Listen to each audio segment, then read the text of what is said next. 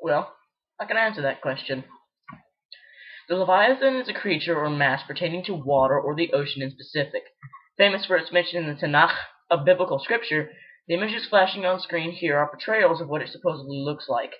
In the Hebrew language, Leviathan simply means whale. The Tanakh version of the Leviathan is one of the seven princes of hell, representing the envy in humanity. And the entry in the Tanakh reads as follows. Can you pull the Leviathan with a fish hook, or tie down its tongue with a rope? Can you put a cord through its nose, or pierce its jaw with a hook? Will he keep begging you for mercy? Will he speak to you with gentle words? Will he make an agreement with you for you to take him as his slave for life? Can you make a pet of him like a bird, or put him on a leash for your girls?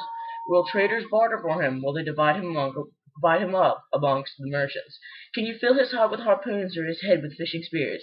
If you lay a hand on him, you will remember the struggle and never do it again. Any hope of subduing him is false. The mere sight of him is overpowering. No one is fierce enough to rouse him. Who then is able to stand against me? Who has a claim against me that I must pay? Everything under heaven belongs to me. I will not fail to speak of his limbs, his strength, and his graceful form.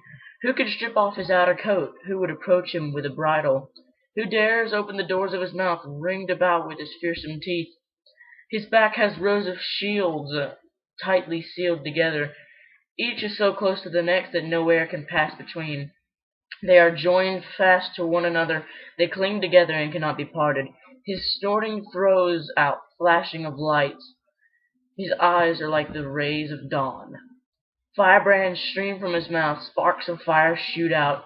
Smoke pours from his nostrils as from a boiling pot over a fire of reeds. His breath sets coals ablaze, and flames dart from his mouth. Strength resides in his neck, and dismay goes before him. The folds of his flesh are tightly joined. They are firm and immovable.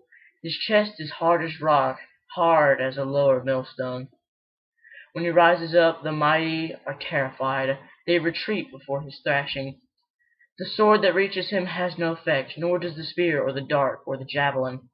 Iron he treats like straw, and bronze like rotten wood. Arrows do not make him flee. Sling stones are like chaff to him.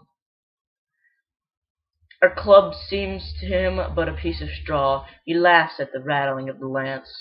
His undersides are jagged potsherds, leaving a trail in the mud like a threshing sledge.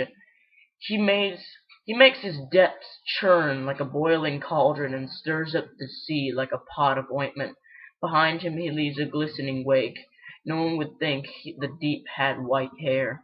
Nothing on earth is his equal, a creature without fear. He looks down on all that are haughty. He is king over all that are proud.